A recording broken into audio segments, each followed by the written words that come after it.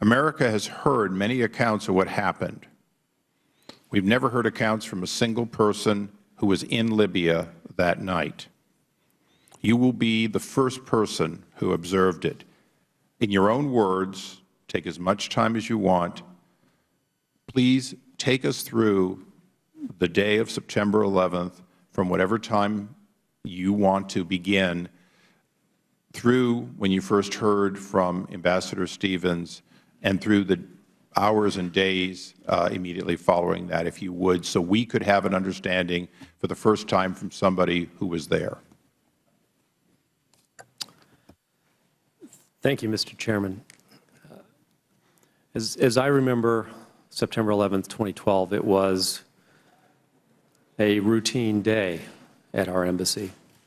And until we saw the news about Cairo, and I remember sending a text message to Ambassador Stevens saying, "Chris, are you aware of what's going on in Cairo?"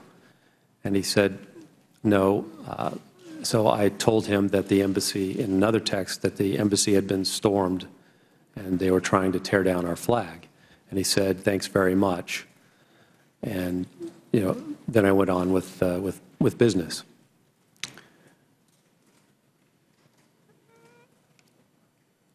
Closed the day, and I went back to my villa and was relaxing, watching a television show that I particularly like. And at 9:45 p.m., and all times will be Libyan times, there's a 6-hour time difference, the RSO, John Martinek, ran into my villa yelling, Greg, the consulate's under attack." And I stood up and reached for my phone because I had an inkling or thought that perhaps the ambassador had tried to call me to relay the same message. And I found 2 missed calls on the phone, one from the ambassador's phone, one from a phone number I didn't recognize. And I punched the phone number I didn't recognize, and I got the ambassador on the other end. And he said, "Greg, we're under attack." And I was walking out of the villa on my way to the Tactical Operations Center because I knew we would all have to gather there to mobilize or try to mobilize a response. And it was also a bad cell phone night in Tripoli. Connections were weak. And I said, "Okay," and the line cut. As I walked to the Tactical Operations Center, I tried to reach back on both of the numbers, the unknown number and the ambassador's personal number, and got no response.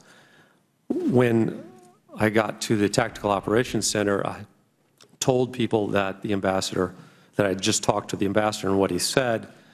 At the time, John Martinek was on the phone with Alec Henderson in Benghazi, the RSO there. And I asked one of our DS agents, what number did I reach Ambassador Stevens on? And he said, "Oh, that's Scott Wickland's telephone." Scott Wickland was Ambassador Stevens' agent in charge, his personal escort for that night, and was with him in the villa during the attack. So I asked, when John Martinek got off the telephone, I asked him what was going on, and he said that the consulate had been breached and there were at least 20 hostile individuals armed in the compound at the time. So I next called the annex chief to ask him if he was in touch with the Benghazi annex to activate our emergency response plan. Please explain the annex chief so that people that don't know as much would understand that. No, go ahead, please. Okay, thank you. And he said that he had been in touch with the annex in Benghazi, and they said they were mobilizing a response team there to go to our facility and provide reinforcements and to repel the attack. With that knowledge, I called the operations center at the State Department at approximately 10 p.m. to report the attack and what we were doing to respond to it. The next thing I did was to begin calling the senior officials in the government of Libya that I knew at the time. And so I dialed first President Magariev's chief of staff and reported the attack and asked for immediate assistance from the government of Libya to assist our folks in Benghazi. I followed that up with a call to the Prime Minister's chief of staff to make the same request, and then to the MFA, America's director. MFA is Ministry of Foreign Affairs. The defense attaché was at the same time calling the leadership of Libya's military with the same purpose, to ask them for assistance. Once that was done, I called again to Washington to report that these actions had been commenced. Over that night, that is basically how our team operated. I was talking to the government of Libya, reporting to the State Department through the Operations Center, and also staying in touch with the Annex Chief about what was going on. Let me step back 1 minute, if I could, and say that I also discussed with the Annex Chief about mobilizing a Tripoli response team, and we agreed that we would move forward with chartering a plane from Tripoli to fly a response team to Benghazi to provide additional reinforcements. The defense attaché was also reporting through his chain of command back to AFRICOM and to the joint staff here in Washington about what was going on in the country. David McFarland, our political section chief, had just returned from Benghazi, where he had been our principal officer for the previous 10 days. And so he jumped into this picture by reaching out to his contacts in Benghazi and trying to get them at the local level there to respond to the attack. And he also was in touch with our local employee there as well. Excuse me if I check my notes here. This is a long.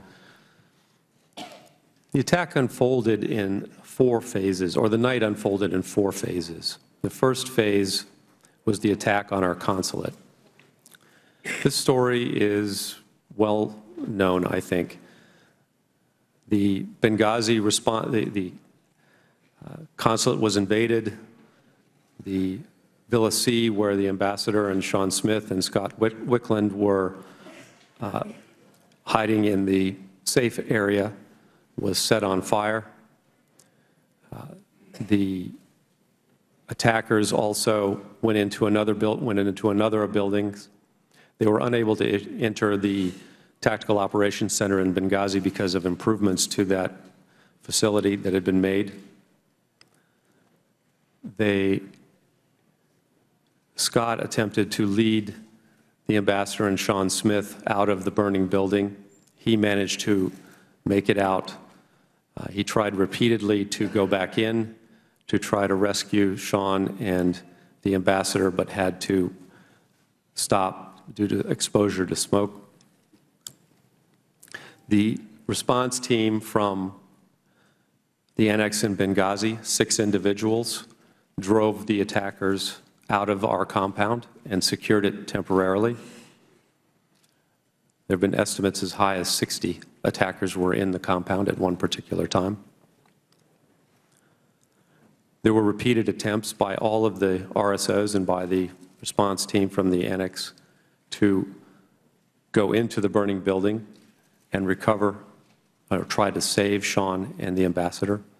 They found Sean's body and pulled it out, but he was no longer responsive. They did not find the ambassador. I spoke with a medical officer, one of our medical officers after the attack, and the heroism of these individuals in repeatedly going into a petroleum-based fire cannot be understated. Petroleum, according to our regional medical officer, petroleum-based fires emit enormous amounts of cyanide gas. And he told me that one full breath of that would incapacitate and kill a person if exposed to it. It was noticed that a second wave of attackers was coming to attack the facility, and our teams evacuated 5 RSOs and Sean Smith in one vehicle, which suffered heavy fire, but they managed to break through and get to the annex. And then the annex team also withdrew from the facility, and the second wave of attackers took it over. After the second phase of the evening occurs, the timing is about 11:30 or so. The second phase commences after the teams have returned to the annex, and they suffer for about an hour and a half probing attacks from terrorists. They are able to repulse them, and then they desist at about 1:30 in the morning. The Tripoli response team departs at about midnight and arrives at about 1:15 in Benghazi. If I may step back again to Tripoli and what's going on there at this point. At about 10:45 or 11 o'clock, we confer, and I asked the defense attaché who'd been talking with AFRICOM and with the Joint Staff, is anything coming? Will they be sending us any help? Is there something out there? And he answered that the nearest help was in Aviano, the nearest where there were fighter planes. They said that it would take 2 to 3 hours for them to get on site, but that there also were no tankers available for them to refuel. And I said, thank you very much. And we went on with our work.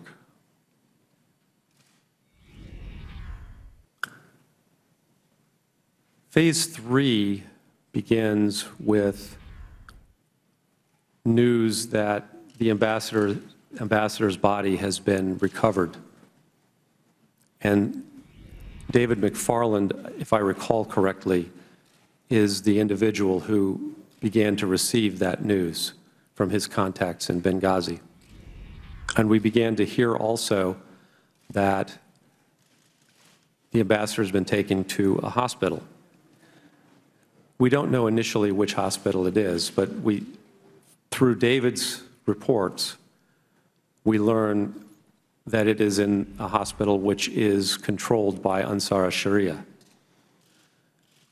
the group that Twitter feeds had identified as leading the attack on the consulate. We're getting this information as the Tripoli response team arrives in Benghazi at the airport. Both our annex chief and the annex chief in Benghazi and our defense attaché are on the phone during this period trying to get the Libyan government to send vehicles and military and/or security assets to the airport to assist our response team. At this point, this response team looks like it may be a hostage rescue team, that we are going to need to send them to try to save the ambassador, who is in a hospital that is, as far as we know, under enemy control. Our contacts with the government in Tripoli are telling us that the ambassador is in a safe place, but they imply that he is with us in the annex in Benghazi. And we keep telling them, no, he is not with us. We do not have him.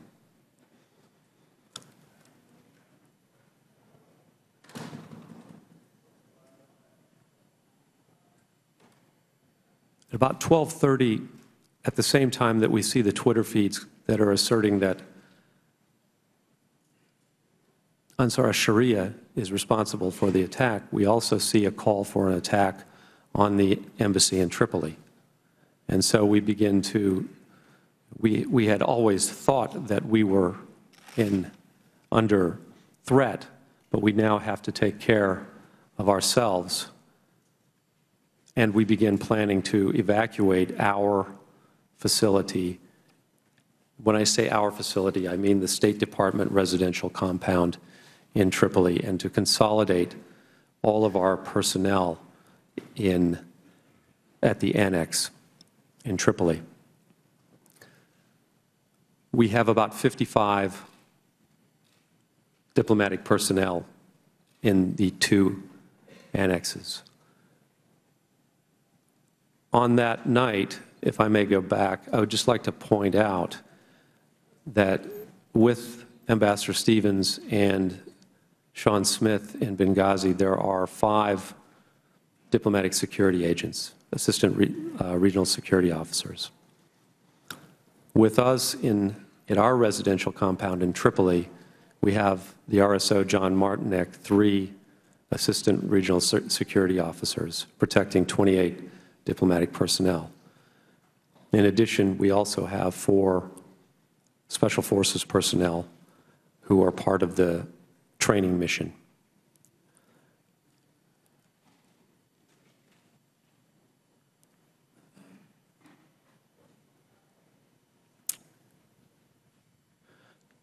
During the night, I'm in touch with Washington, keeping them posted of what's happening in Tripoli and, to the best of my knowledge, what I'm being told in Benghazi. I think at about 2 p.m., 2 a.m., sorry, the Secretary of State Clinton called me, along with her senior staff. We're all on the phone. And she asked me what was going on, and I briefed her on the developments. Most of the conversation was about the search for Ambassador Stevens. It was also about what we were going to do with our personnel in Benghazi. And I told her that we would need to evacuate. And that was she said that was the right thing to do.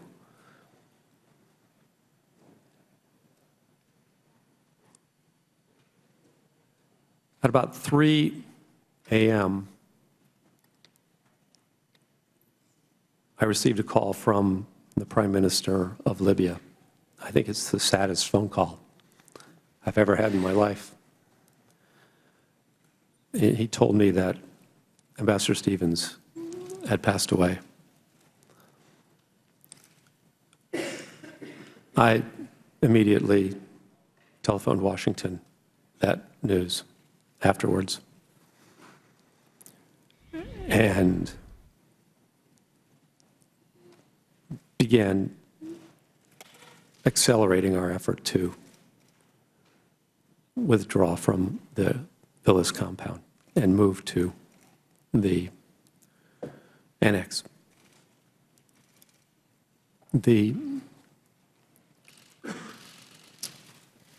Excuse me, I'll take a glass of water.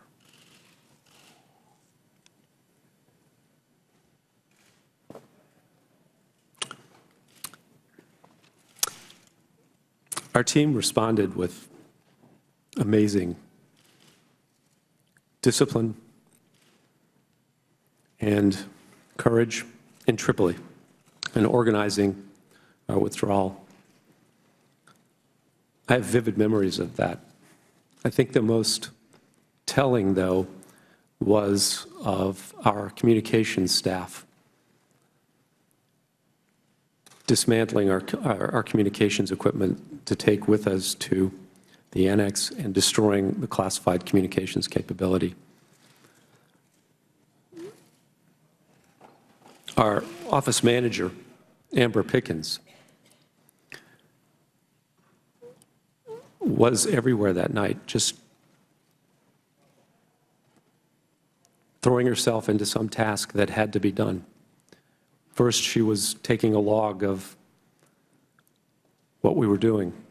Then she was loading magazines, carrying our ammunition supply to our vehicles. Then she was smashing hard drives with an axe. Alan Greenfield, our management officer, was a whirlwind of activity, organizing the vehicles, to lining them up, finding the drivers, making sure everybody was getting the things that they would need for the coming days. John Martinick was a mountain of moral support, particularly to the guys who were in Benghazi. He was on the phone talking them through the whole ordeal. David McFarland on the phone constantly, all the time, talking to his contacts in Benghazi, urging them to help. Lieutenant Colonel Phillips and Lieutenant Colonel Arndt, Lieutenant Colonel Gibson, mountains of strength. I'm awed. I'm still in awe of them.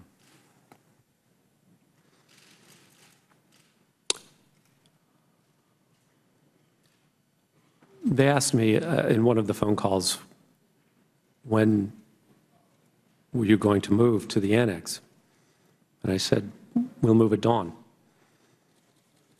Because none of our people had great experience driving the armored Suburbans that we were going to have to use. Our local staff drove for us as part of our security procedures. They, of course, were not there that night. And we would have to go through checkpoints, militia checkpoints, on the way to the annex to get there. And I didn't want our people to be going through those checkpoints because I didn't know what to expect from the militias. And so we moved at dawn. And we arrived at the annex, at least my group, I think, at about 4:45, perhaps, maybe 5 a.m.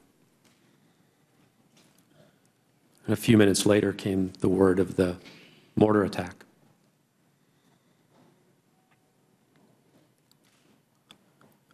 If I could return to Benghazi a little bit, talk through AAA. I'm sorry if I bounce back and forth, but the AAA team was basically had to stay at the Benghazi airport because they had no transport and no escort from the Libyans. After the announcement of Chris's passing, military escort and vehicles arrived at the airport.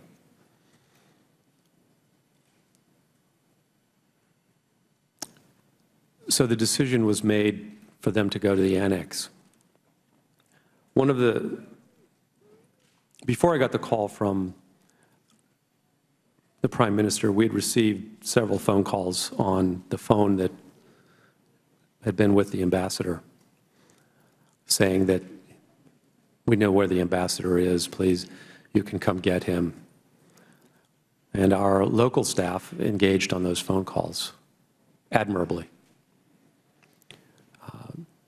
asking very, very good, outstanding, even open-ended questions about where was he, trying to discern whether he was alive, whether they even had the ambassador, whether that person was with the ambassador, send a picture? Could we talk to the ambassador?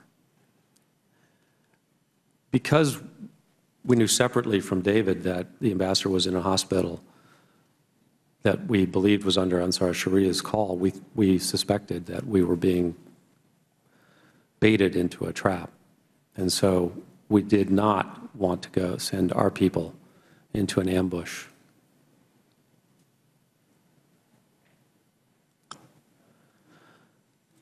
And we didn't. We sent them to the annex. Shortly after they arrived at the annex, the mortars came in. First mortar round was long.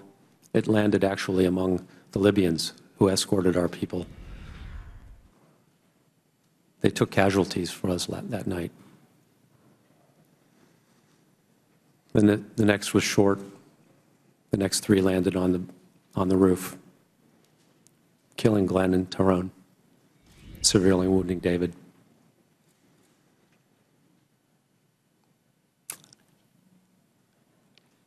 They didn't know whether any more mortars were going to come in. The accuracy was terribly precise. The call was, the next one is coming through the roof, maybe if it hit.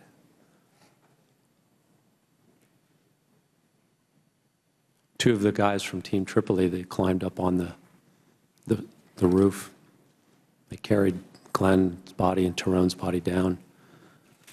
One guy, about Mark's size, full combat gear, climbed up there, strapped David Ubben, who's a large man, to his back, carried him down the ladder, saved him.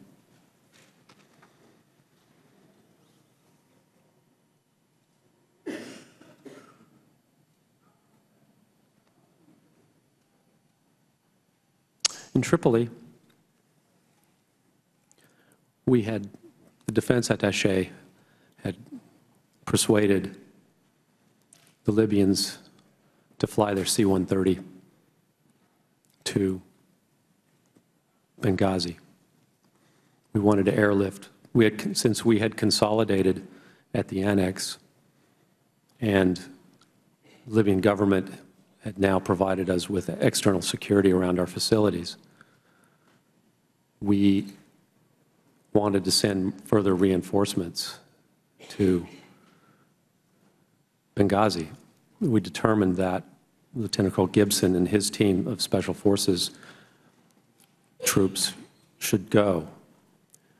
The people in Benghazi had been fighting all night. They were tired, they were exhausted. We wanted to make sure the airport was secure for their withdrawal. As Colonel Gibson and his three personnel were getting in the cars, he stopped and he called them off and told me that he had not been authorized to go. The vehicles had to go because the flight needed to go to to Benghazi. Lieutenant Colonel Gibson was furious. I had told him to go bring our people home. That's what he wanted to do.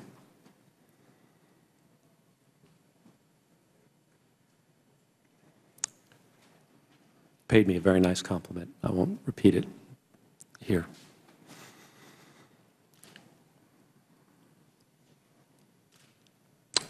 So the plane went. I think it landed in Benghazi around 7:30.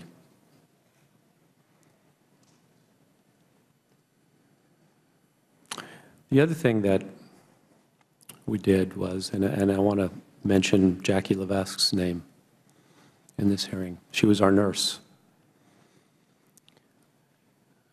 We'd initially thought that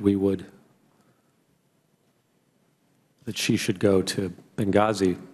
One of the Special Forces with Lieutenant Colonel Gibson's team was our last military-trained medic available. He had a broken foot in a cast. I still remember him walking to go and get in the car with his machine gun, carrying a machine gun on his shoulder.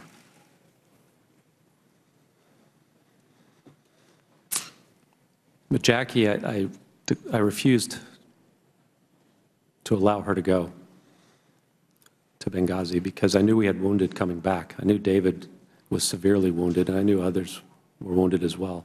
And Jackie had just made terrific contacts with a hospital in town. And so I sent her to that hospital to start mobilizing their ER teams and their doctors to receive our wounded.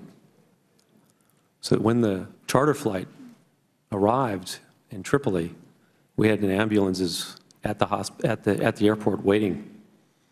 Their doctors were ready and waiting for our wounded to come in, to be brought in to the operating room.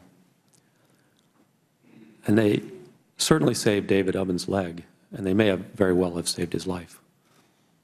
And they treated our other wounded as well, as if they were their own.